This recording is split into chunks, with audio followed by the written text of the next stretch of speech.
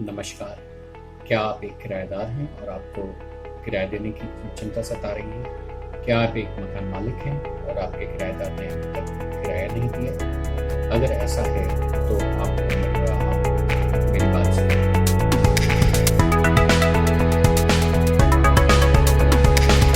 नमस्कार, मैं निशांत श्रीवास्तव लीगल मंत्रा में एक बार आपका फिर से स्वागत करता हूँ। जैसा कि हमें पता है कि पूरे देश में लॉकडाउन है, लगा हुआ है और जिसके कॉन्सिक्वेंसेस हम सभी देख रहे हैं। कोई काम पे नहीं जा पा रहा है, कोई किसी प्रकार का काम नहीं कर पा रहा है, सैलरियाँ नहीं मिल रही हैं और तो और जितने व्यवसाय हैं अधिकतर बंद होने की वजह से कोई व्यवसायियों की, दुकानदारों की कोई कमाई भी नहीं हो पा रही है।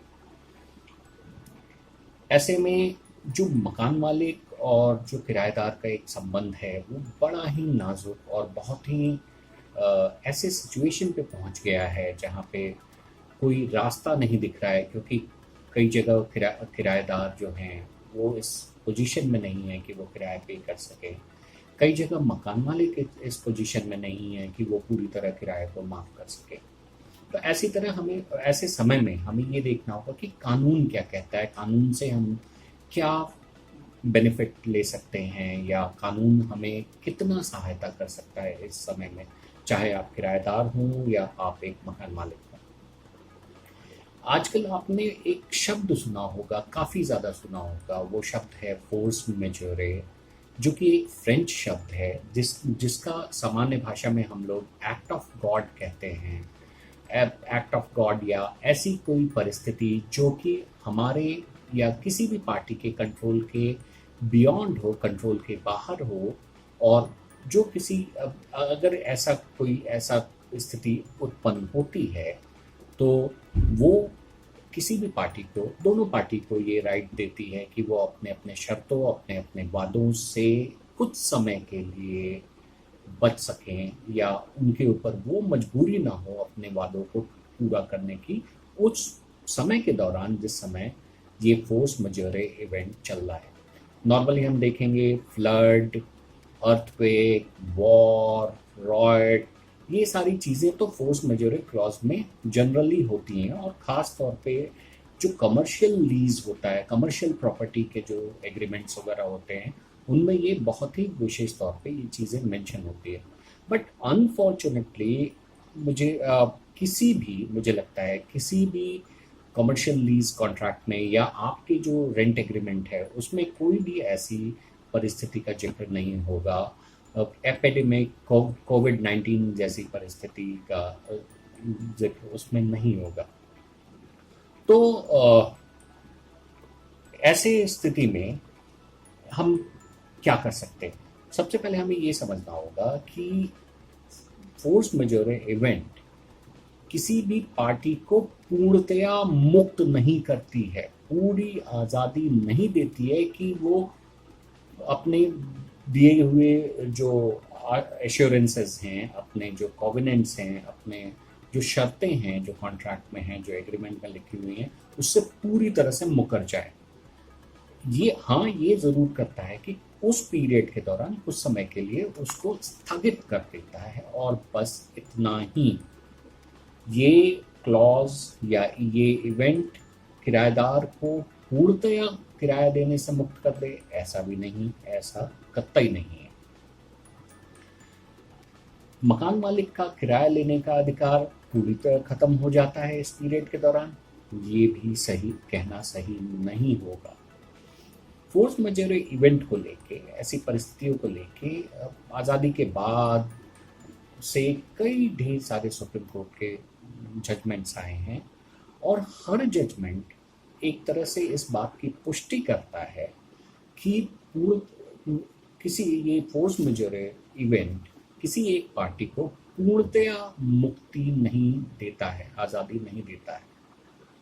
और यहाँ तक सुप्रीम कोर्ट ने ये भी माना है, माननीय सर्वोच्च न्यायालय में, कि वो कोई भी एक पार्टी जो ब्रीच कर रहा है, जो कॉन्ट्रैक्ट का वायलेशन कर रहा है, वो कम्प्लीटली फ्री नहीं हो जाता है।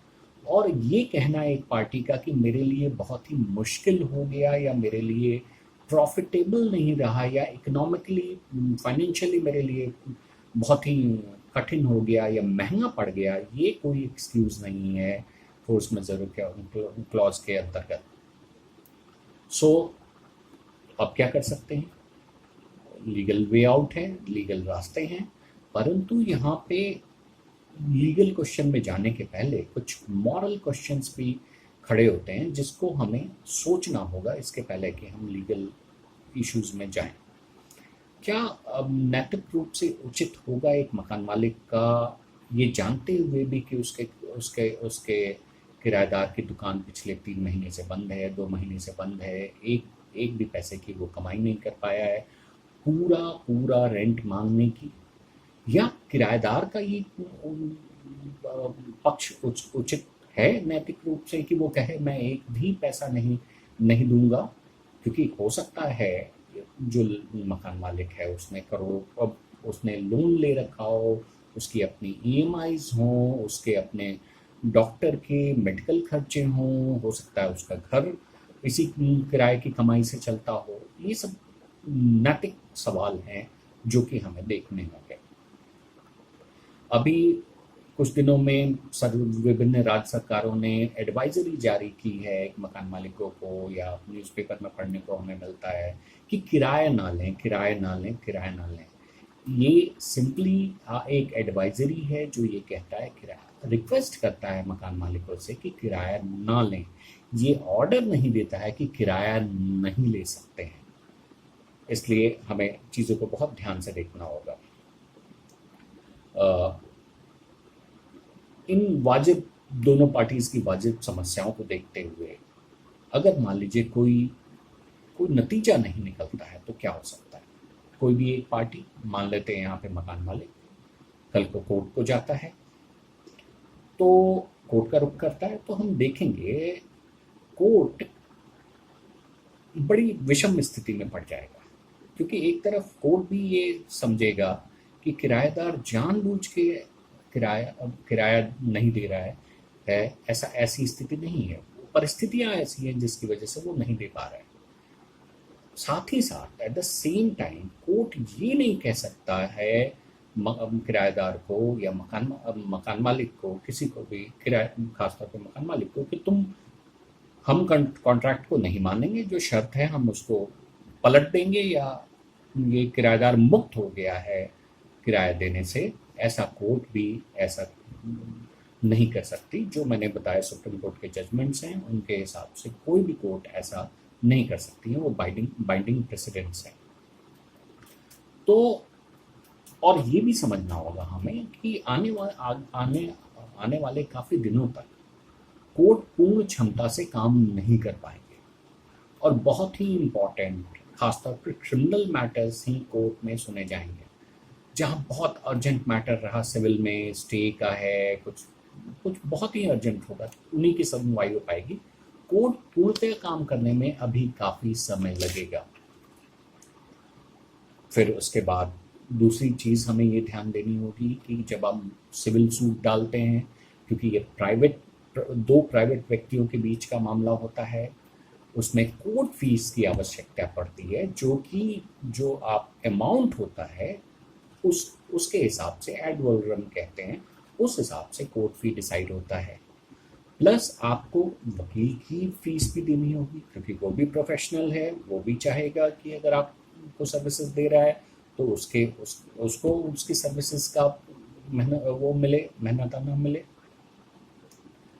और हम देखें अगर कि कोर्ट में अगर मुकदमा डाल भी देते हैं तो हम देखेंगे कि समन इशू होने और समन सर्विस होने में काफ़ी समय लग जाएगा इन परिस्थितियों में। और तो और ये हमारा एक्सपीरियंस है कि कोर्ट से फैसला आने में 1-2 साल लग सकता है, और ये फैसला अपीलेबल होगा, यानी ये ऊंची अदालतों में भी इसके खिलाफ अपील की जा सकती है।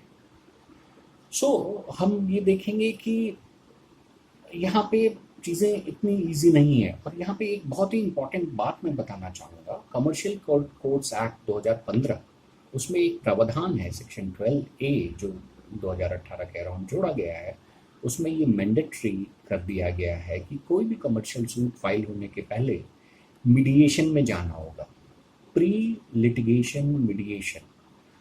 और वहाँ क्या होगा, वहाँ पे भी मीडिएशन नेगोशिएशन की बात होगी। एक मीडिएटर होगा जो दोनों पार्टीज को सेटलमेंट कराना चाहेगा जिसमें, और जब इन केस अगर सेटलमेंट नहीं होता है तो एक सर्टिफिकेट इशू होता है फेलियर ऑफ मीडिएशन, और उसके बाद ही मुकदमा फाइल हो सकता है किसी कोर्ट में। सो वहाँ भी कोर्ट भी में जब भी जाइएगा अगर आप, तो पहले मीडिएशन की बात की जाएगी। कमर्शियल स्पेस के बारे में हम देखें अगर, तो एक बड़ी बड़ी प्रैक्टिकल चीज़, बहुत व्यवहारिक बात हमें देखनी होगी कि मान लीजिए कोई मकान मालिक अगर 1 लाख रुपया रेंट दे रहा था पर मंथ से फरवरी 2020 में, तो कम से कम वो 10 लाख कमा रहा था। मगर पिछले 3 महीनों से कमाई उसकी ज़ीरो, ऑलमोस्ट ज़ीरो है। क्या क्या फिर भी वो दे पाने की स्थिति में 1 लाख रुपए, खासतौर पर जब उसको वेजेस देने हैं, उसका भी परिवार है, उसके भी EMIs वगैरह हैं। सो क्या पूर्ण किराए के लिए मकान मालिक का मुकदमा करना वाजिब होगा, नैतिक रूप से सही होगा? सिर्फ यही नहीं, हमें प्रैक्टिकल होके आगे का भी सोचना होगा, चूंकि ये मंदी का दौर आ गया है और आगे आने वाले काफ़ी समय तक इकोनॉमी में सेम काइंड ऑफ डिमांड नहीं होगी। डिमांड नहीं होगी तो सेल नहीं होगा, बिजनेस नहीं होगा, कमर्शियल स्पेस की ज़रूरत नहीं होगी, वर्क फ्रॉम होम काफ़ी दिनों तक एक सच्चाई होने वाली है, या हो सकता है काफ़ी लंबे समय तक, या भविष्य में यही हो, वर्क फ्रॉम होम काफ़ी विस्तृत रूप से अपनाया जाए। तो कमर्शियल स्पेस की जो डिमांड है वो काफ़ी कम होने वाली है आगे आने वाले समय में। तो ऐसी स्थिति में जब अगर मान लीजिए लॉकडाउन खत्म होने के बाद बिजनेस शुरू भी होता है, तो क्या आपको लगता है कि वो आदमी 10 लाख रुपए पर मंथ कमा पाएगा, या उस परिस्थिति में होगा कि आपको 1 लाख रुपए पर मंथ रेंट दे सके? अगर मान लीजिए कल को वो बिजनेस, ऐसी स्थितियां बनी रही तो वो बिजनेस बंद करने को तैयार हो सकता है, वो आपकी प्रॉपर्टी को छोड़ने को तैयार हो सकता है। अगर ऐसी स्थिति है, आपको लगता है कि कल को आपको आसानी से किराएदार मिल जाएंगे, तो ज़रा प्रैक्टिकली इसको सोचें, शायद ये मुश्किल होगा। और दूसरा, अगर मिल भी जाता है तो क्या उतने ही रेंट देने को तैयार होगा जो फरवरी 2020 में आप पा रहे थे? भूल जाइए, ऐसा होने वाला नहीं है। तो इट्स हमें बहुत प्रैक्टिकल होके देखना होगा। कोर्ट की अपनी खुद खुद की लिमिटेशंस हैं। हम इन परिस्थितियों में, इंसान की, हमारी, आपकी अपनी लिमिटेशंस हैं। तो हम क्या कर सकते हैं, सवाल ये उठता है। मेरी मेरी राय मानिए, मेरे हिसाब से आप सोचें तो मैं तो यही कहूँगा कि दोनों पार्टीज, मकान मालिक एक तरफ और किराएदार एक तरफ, आमने सामने बैठें। मेरे कहने का मतलब है फ़ोन पे बात कर लें, या वीडियो कॉन्फ्रेंसिंग के द्वारा बात कर लें, वीडियो कोई ऐप के द्वारा बात करें, और अपनी अपनी समस्याओं को, वाजिब समस्याओं को सामने रखें, और एक दूसरे की समस्या को समझते हुए कुछ लेन गिव करना, कुछ टेक करना, मतलब एक तरह से नेगोशिएट करें, और एक ऐसे अमाउंट पे पहुँचें जिसमें दोनों की जीत हो। कोई जीते कोई हारे, ये ऐसा नहीं होना चाहिए। इस परिस्थिति को, किसी व्यक्ति को अपने जीत के लिए या दूसरे के ऊपर दबाव डालने का कोशिश मेरे हिसाब से नहीं करना चाहिए, ये अनएथिकल होगा। इस समय हमें आपस में मिल बैठ के, नेगोशिएट करके, मीडिएट करके करना होगा, समस्या का समाधान करना होगा। अगर नहीं हो पा रहा है आपस में, तो कोई ट्रेन्ड लॉयर, मीडिएटर, उनकी सर्विसेज का आप इस्तेमाल करें और एक डिसीजन पे पहुँचें। ये एक सिम्बायोटिक रिलेशनशिप है, एक दूसरे पे हम डिपेंडेंट होते हैं, इसको हमें संभाल के रखना होगा। और इस कैलेमिटी के समय में हमें बेस्ट ह्यूमन ट्रेड्स के साथ सामने आना होगा, प्रैक्टिकली सोचना होगा, और एक दूसरे की वाजिब समस्याओं को ध्यान में रखते हुए फैसला करना होगा। और किसी भी हालत में अगर मान लीजिए बात नहीं बन पाती, तो कोर्ट के द्वार तो हमेशा खुले हुए हैं। धन्यवाद। घर में रहिए, सुरक्षित रहिए। आज की इस चर्चा से संबंधित आपके दिमाग में कोई भी सवाल है तो नीचे कमेंट सेक्शन में लिखें या ईमेल करें nishant@actuslegal.in। धन्यवाद। नमस्कार।